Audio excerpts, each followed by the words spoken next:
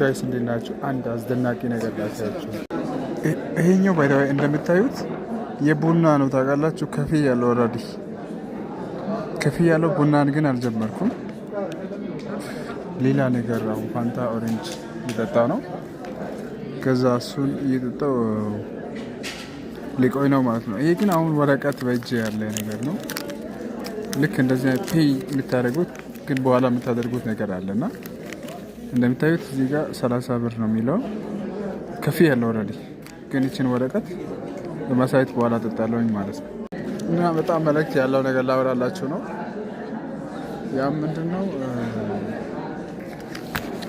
ኢየሱስ ማለት የተከፈለ በእጃችን ያለ ወረቀት በዚህ ሰዓት እግዚአብሔርን አብን የምናሳየው ማለት ነው።